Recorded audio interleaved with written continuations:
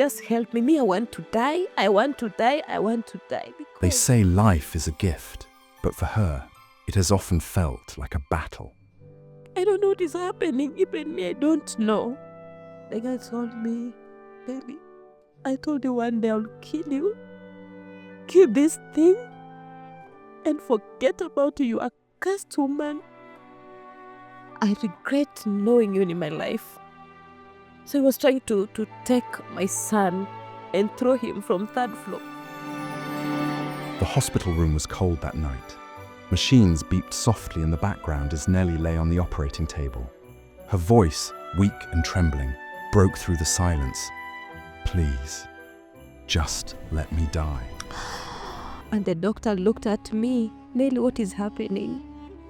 I told them, I have nothing to do. I told you guys to kill me. You did kill me. See now, where am I She had going? seen pain that words could never describe. She had faced rejection, loss, and abuse, the kind of suffering that crushes even the strongest souls.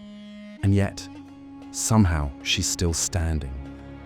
I asked myself, am I going to beg again? Now who else? Now I'm not going to throw myself. I have a knife in my house.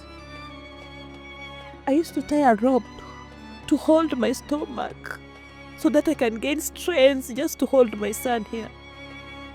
So I took a knife, but I said, I'm sorry to do this. I have to, because if we die here, no one will know this. There's people are living in this house. No one will know. This is the story of a mother whose life has been shaped by tears and trials, but also by faith and resilience. A story of how, even in the darkest moments, the human spirit can still find a reason to live. Stay with us. This is A Mother's Painful Journey.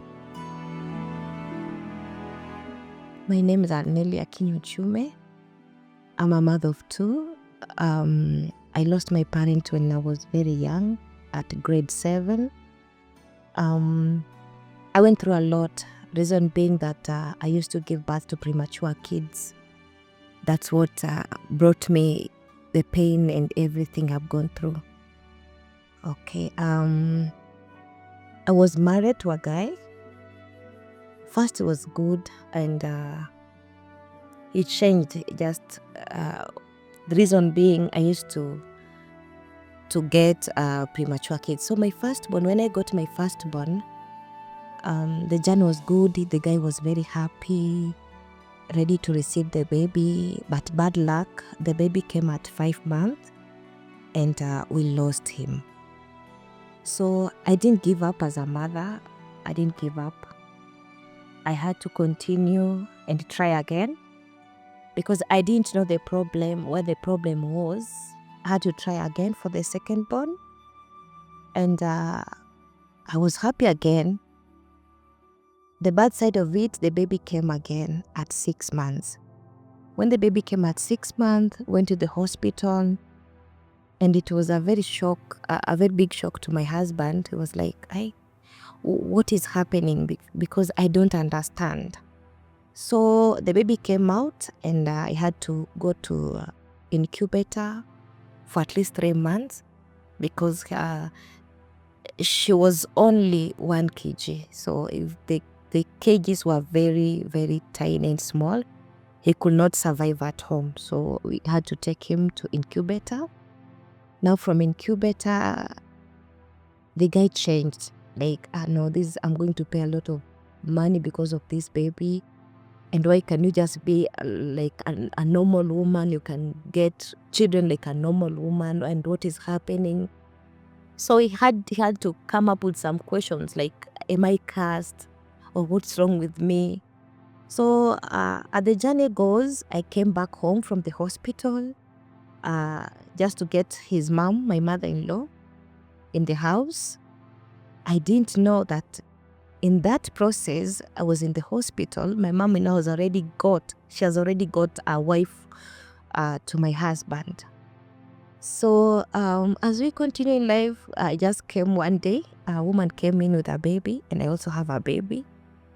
And he was like, this is my husband and this is your husband's baby. And my mom-in-law will welcome the girl with happiness and everything. I had nothing to say but to accept, because the fault was mine. I used to give birth premature kids. I didn't know what God planned about me. I didn't know what was happening. So we stayed the same house. The pain was too much. I used to like, I was like a house girl to them. I used to take care of the two babies, mine and hers. They could do some dirty things in front of me, abuse me, beat me sometimes. And I was even denied to go to my kitchen, to go to my bedroom. So I went through a lot. And my husband just changed and took the new wife to my matrimonial bedroom, and I had to walk into my other room, my kids' room. So through that, the everything I went through, my mom-in-law was there watching me, supporting the other lady, looking me like, this orphan is cursed, this girl is cursed, she has nothing, she has no one. Now, remember, I don't have any parent to go to. I don't have any friend. I don't have anyone I can go to share, like, for help. So I had to look for a job when I still have a small baby, so that my baby can get diapers, my baby can get food, because they used to lock even the kitchen. I couldn't access any food or anything. Even the soap, even like anything. So I had to go outside there, hustle for myself so that my baby can be okay. So in the struggle and everything, the woman left. And left behind a son to this guy. And just because I was too young and very innocent, I forgave my husband and we get back together again. Now this round, he was like, I'm not going to mess again.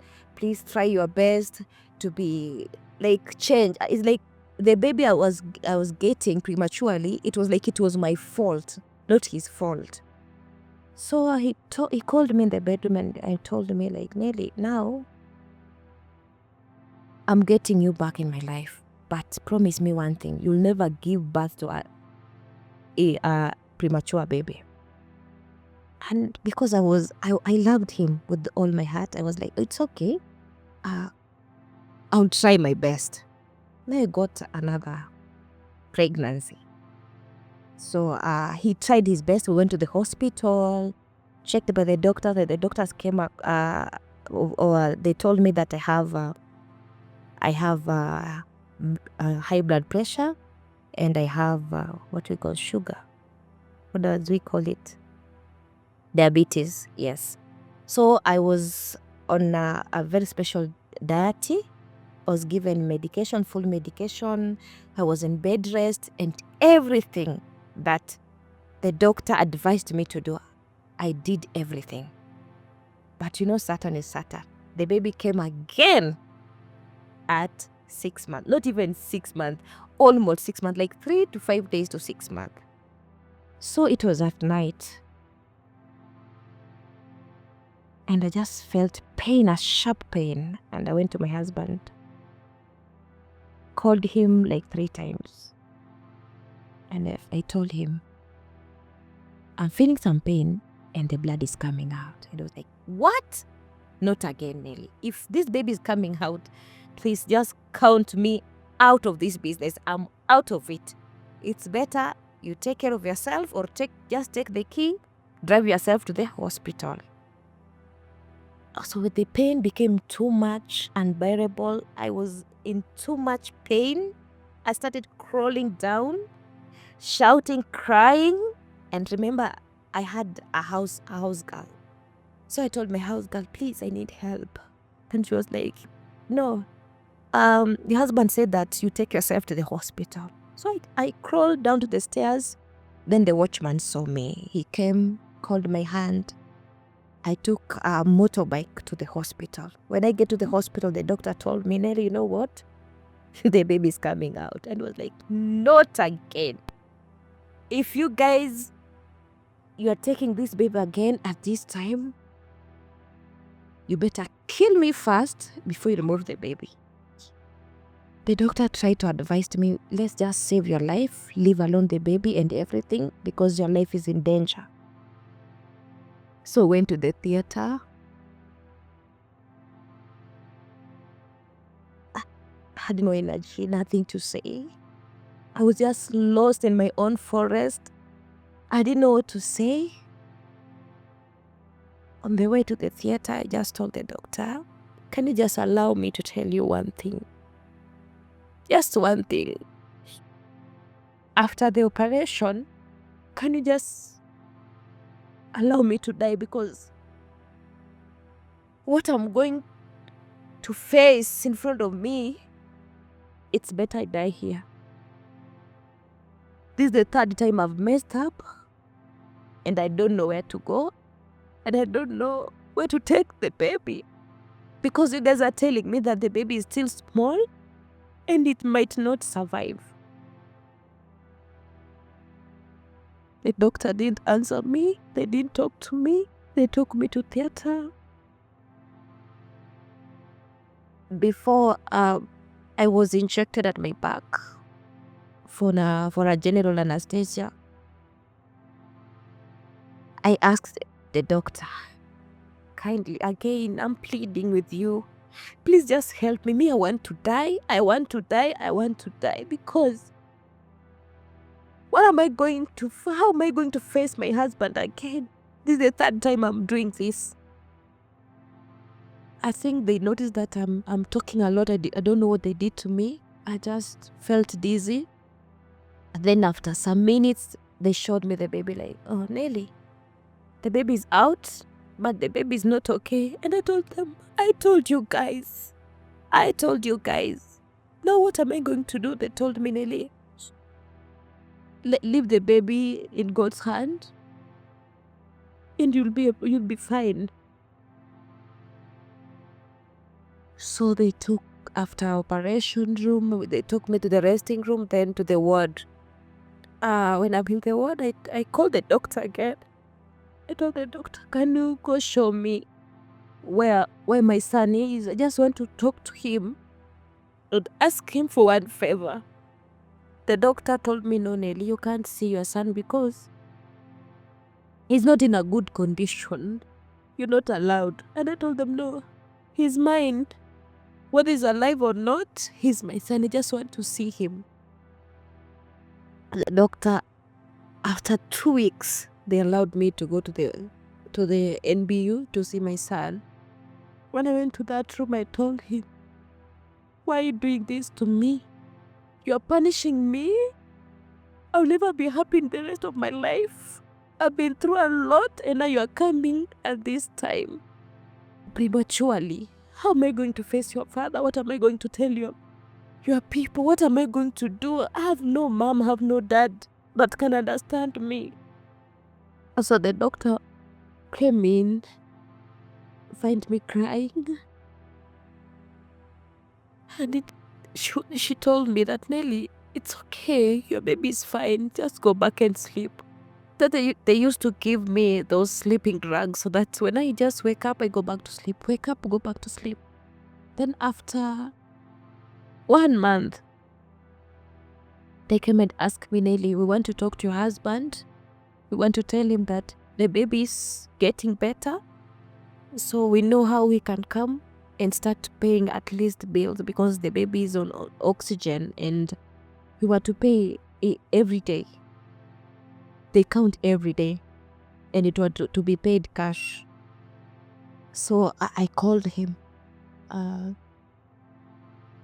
baby's out. He has survived, but this is the situation. The guy told me, Nelly, I told you I don't know you and never called this number. Can you tell the doctor to squeeze that thing and throw it to the dustbin? Because I don't want to see that thing in my life. I just dropped the phone, and the doctor looked at me. Nelly, what is happening? I told them, I have nothing to do. I told you guys to kill me. You did kill me. See now, where am I going with this kid? He's not going to pay the bills or to do anything. I thought it's a joke. Until the last minute, the bill is out. I need to go home. No one to pay my bill. No one to come and visit me. The only diapers that my son used to use is for those kids that have died and left the diapers or maybe the clothes. They could help me. Doctors could take those things and help me for my child to survive in NBU. Now I need to go home. Have no money. The guy doesn't pick my phone. Even the house girl doesn't talk to me.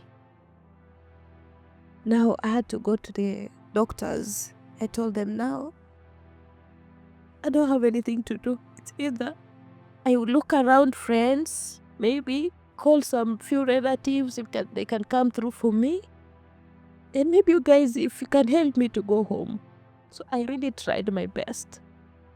I raised some small amount and the doctors were like, even if we keep this woman here, what am I going with? What are we benefiting? Let us just leave her, go home. And maybe she'll come one day and pay. So they told me, Nelly, you can go home. Remember, they're telling you to go home. You don't have that transport to take you where you are from, just from the hospital.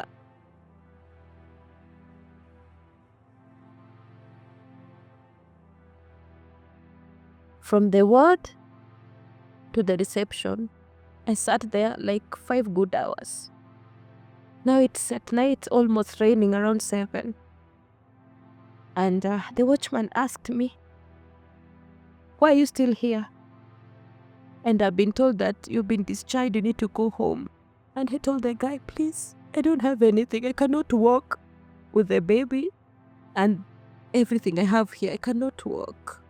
Remember, it's CS, not normal birth, CS. So he told me, Nelly, I can only help you with the 250 shillings. Just to take you, just go far away from this hospital. Maybe someone else will pick from there and help you. So he gave me the money. I took a taxi just from the hospital to where the money will cover, just like that. So on my way, just the taxi has just dropped me, and I saw my husband's car passing, and I told someone. So there's someone was passing with a motorcycle, and I was like, "Hey, please help me stop that guy. I need to talk to him. I know him." And the motorbike guy told me that I've tried to stop him, but let me try again. So he just try again and again and again, calling and shouting. So the guy just lowered his mirror and asked him, what is happening and what do you want? He told him that there's a lady with the kid wants to talk to you. Please kindly, can you talk to her? He reversed the car and saw me. Oh, is this one? Want to talk to me? I don't know her, just a stranger. And he drove off. I just sat down, it's raining, with my son, and started crying. But the guy was like, no, Nelly, you can't leave. I know I don't know you, but I can't leave you here. I can help you. He took me home with his motorcycle. When I get home, we reach the same time with my husband, just the same time. And the guy told him, why are you doing this to this woman? Kindly, what is happening? And he told me, I told you I don't know him, I don't know her. And please don't ask me questions. Please, if you know her, if you want to take her, you can have her. Take her. So I just walk, knowing that I still have my home. I still have a place to go. I didn't know the same day I was coming out from the hospital, if the same day the guy was moving out.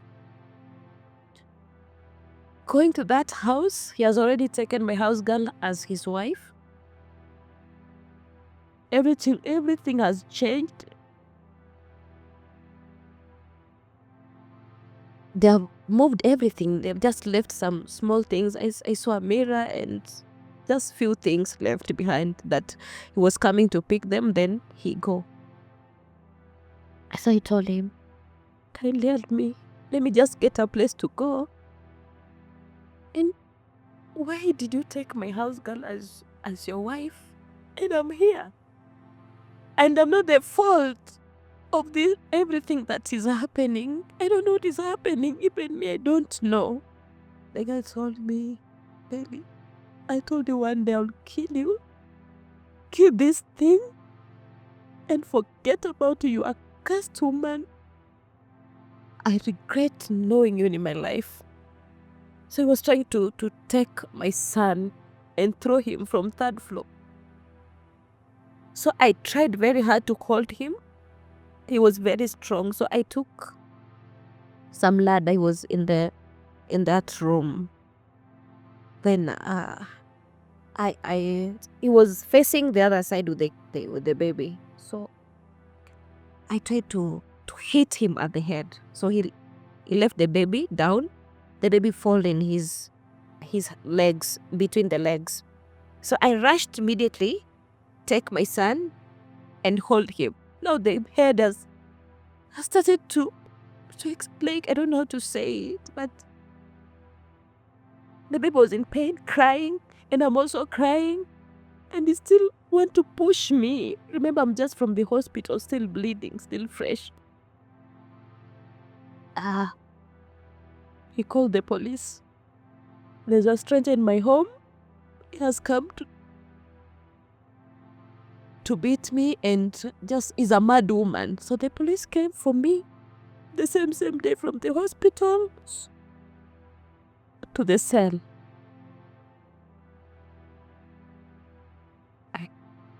I took my son because he was very tiny. I put him inside my clothes, and I just put I wear the jacket, a very big jacket, and we walked in the police to the cell. I asked the police, what have I done? We've been told you went to someone's house to fight. Now you'll be here until, it was on Monday, until on Friday.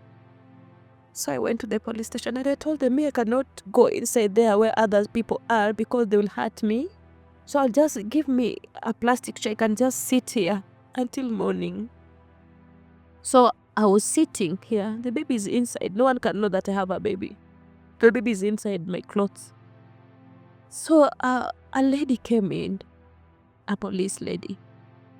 And my baby was crying like a cat, a small cat. And the lady asked, where's the cat in this house, in this cell? There's a cat somewhere. And I told her, it's not a cat. It's my baby. And you have a baby where? I told them I have a baby in my clothes inside. At how? Who told you to come here? Who brought you here?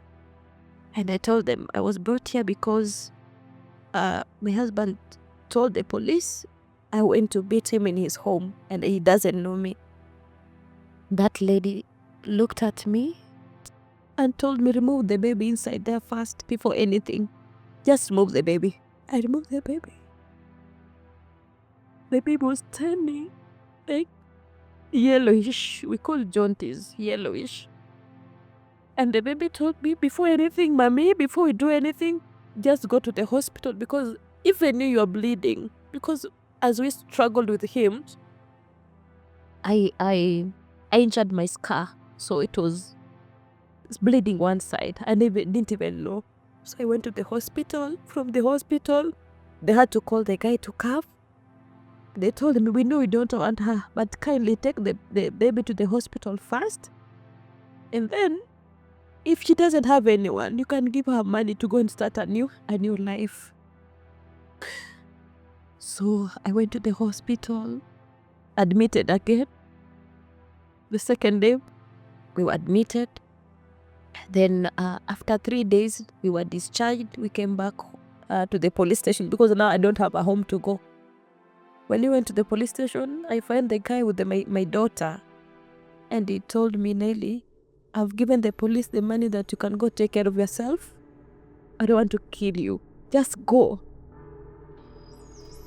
I took my daughter with 4,000 shillings. I don't know where to go with that money. I don't know where to start. And the police told me, Nelly, that before we can go, just take the money and go. I just started walking. I don't know where to go. So I just walk with my kids, holding my girl and carrying my son. So I just came across another woman and I asked him, can I get a house? I have money.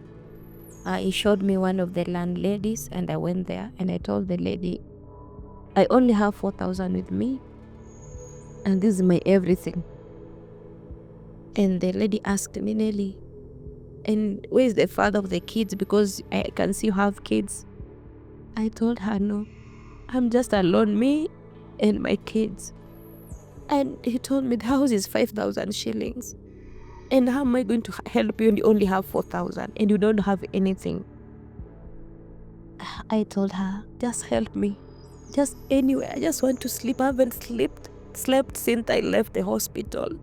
Until now, just want somewhere I can put my head and rest. Then she told me, now give me 2,000 and take 2,000 go buy food for the kids. I get some pots, plates, just small things, jiko. Then I started life.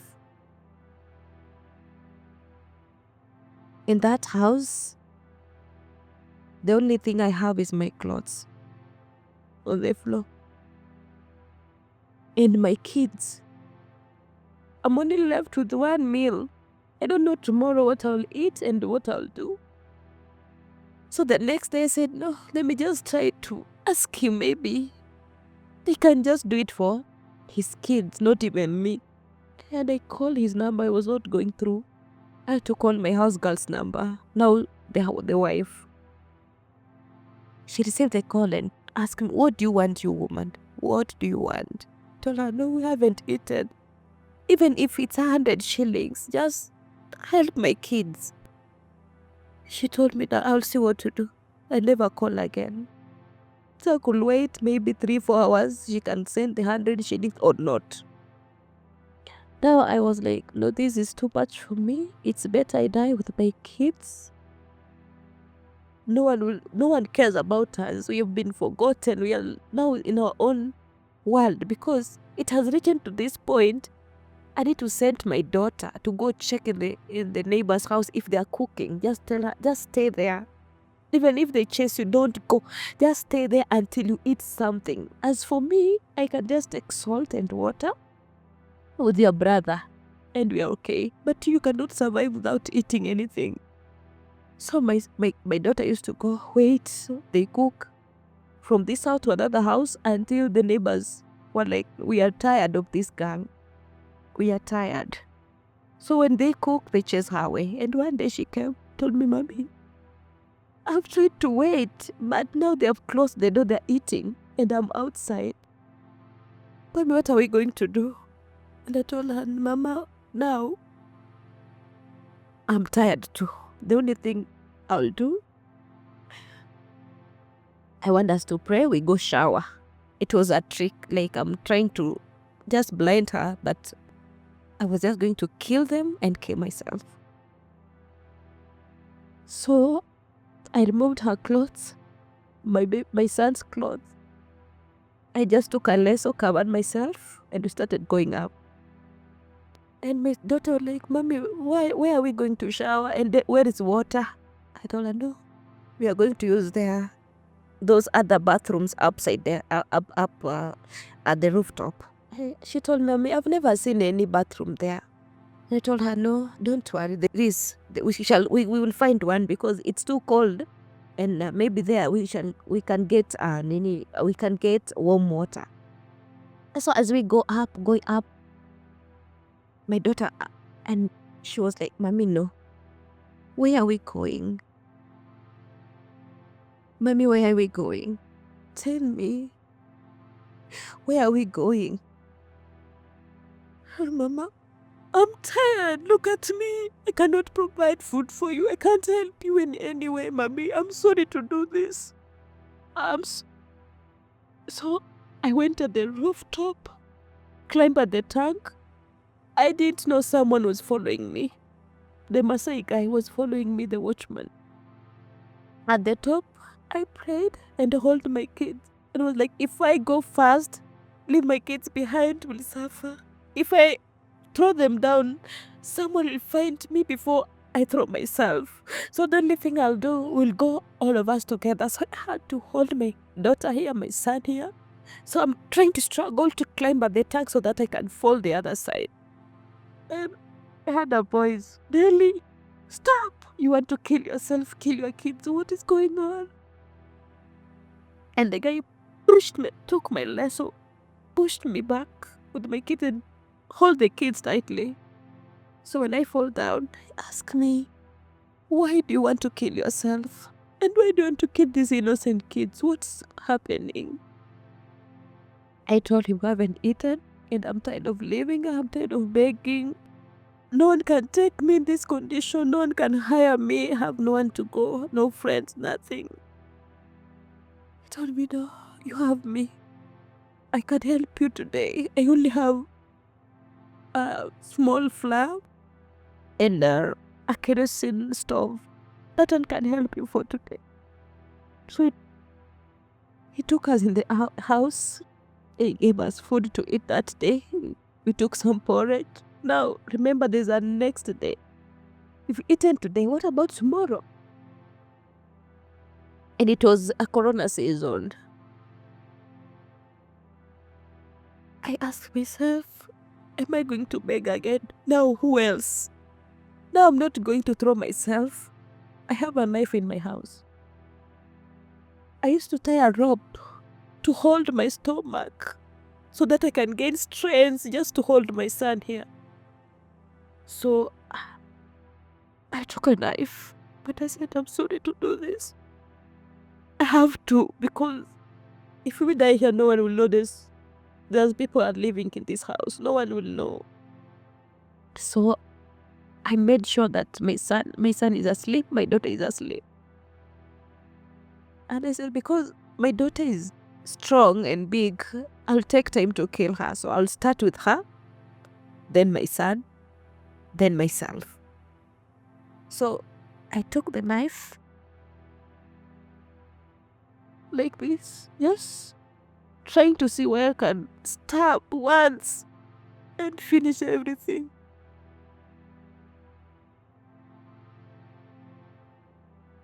I heard a voice again at my door. Nelly, don't kill your kids, because my house I didn't have any curtain, so windows are just exposed. You can see everything in my house. So the guy was passing. He was like, Nelly, don't kill those kids. Please don't kill them. Nelly, I beg you. I've already closed the door. He cannot open the door. He shouted and cried, Nelly, please. We know what you're going through, but killing your kids not a solution. Please just open for me. I have something to tell you, please. He pleaded with me. He cried. He tried to push the door. He tried. But the door was not opening. I was crying. He begged. He tried to try to open the window, and the window was stuck up like completely. So he pleaded with me, and I said, baby, let me just give these children this last chance, because if each and every time I try, someone comes in. Each and every time I try. Now I'm not going to try at daytime. I'll just wait at night, then kill them. After the guy came in and told me, Nelly, what did you want? What did you want? I told him, if I get just food and where to sleep, I'll be fine. He told me, Nelly, just come to my house. I'll go. I'll just look for somewhere to go. Just come to my house. We went to his house, like 1 month, 2 months. And then, remember, the guy has his life. He was having a fiancé, he wants to marry and everything. So, the lady that was in the fiancé didn't understand who was Nelly. So she was like, no, chase these people out. We want to start our life. So one day, the guy came, Nelly, I've tried my best and now you're okay. I've helped you, done some movies here and there. Now it's time for you to go outside there, stand by yourself, help your children. Now I want to move on with my life. I didn't know my son has a condition. I didn't know. Everything I went through affected my son. When he fell down, he was affected. Now it's for me to go outside there, just looking for any job to do, anything just to get to feed my children. Until I came up one day, went to the hospital and asked the doctor, why is it my son is now big and still he cannot avoid his, I don't know what to say. He can poo on himself and sometimes pee on himself. And the doctor told me that maybe we can do some x-rays, we check and see. So they checked the urine, bladder was okay. But now the big problem was on his lineage, the lineage, I don't know what to say. He cannot help himself to go in, I don't know. He can't poo, like he needs some surgery. So we went for the first surgery. It was very successful. I struggled, friends came through for me. After the surgery, then again, after 6 months, remember now the boy has started schooling. He goes to school, he pulls on himself. Now even the other children doesn't like playing with him because every time they only say, look at him, he has already pooped again. Looked at him, so he could hide himself. Sometimes when he has pooped, hide himself, cry. And maybe at school, the teachers used to change, like every time, a new school. Because even the teachers are tired of his situation. Just pleading, if just anyone can stand with baby Travis for him to have a second surgery. The situation right now is hard on my side. Sometimes I cry. When I see him struggling, and sometimes he can put himself and remove the clothes and hide them because he's now big and ashamed of what is happening. Before this story ends, I want to leave you with a thought. Somewhere out there, this mother still wakes up every morning, not knowing what tomorrow will bring, yet still whispering, "Thank you, God." She has lost almost everything, yet she still holds on to faith, still believes in love, and still hopes that one day, life will smile at her again. Maybe you can be part of that smile. No, the guy have never called or checked on us. In fact, he went on out of the country. No calls, nothing. About surviving, we're just surviving by the grace of God. When I get job, I do it to provide for them. And if there's nothing, we just survive. Yeah. And we don't have like a very stable or permanent job. Yeah, the problem was the doctor told me in some women, not all, and during the pregnancy period, maybe you can get yourself having diabetes or having blood pressure. But after you've delivered, it just disappears. Yeah, he told me, the doctors told me that it happens, it's normal. First, if it happens, I'll have peace. I'll have peace because sometimes you cannot even leave Travis with the person who doesn't understand him. And sometimes him playing with other kids, it's difficult because of his situation. If someone can come through for him, I'll have peace. And I'll be so grateful. I've been looking around, and when I went to St. Mary's Hospital, they referred me to Gertrude, and they told me there's a good doctor there who can do the surgery. So I'm still just waiting. If I come across any money, maybe I can take him there. If this story touched your heart, please don't just scroll away. Your kindness, no matter how small, can change her world. Share this video so her story can reach more hearts.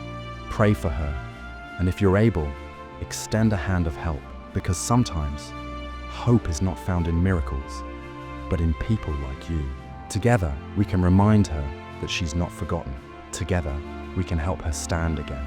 And if you believe in what we do, subscribe to our channel and join our YouTube membership to stand with us as we share more real-life stories of courage, faith, and survival. Together, we can remind the world that compassion still exists. Together, we can be a voice for the voiceless. First, I want to call out all women that have gone through challenges in marriage or challenges in life. And my advice to them is, if you are in a wrong marriage, don't wait until it's too late.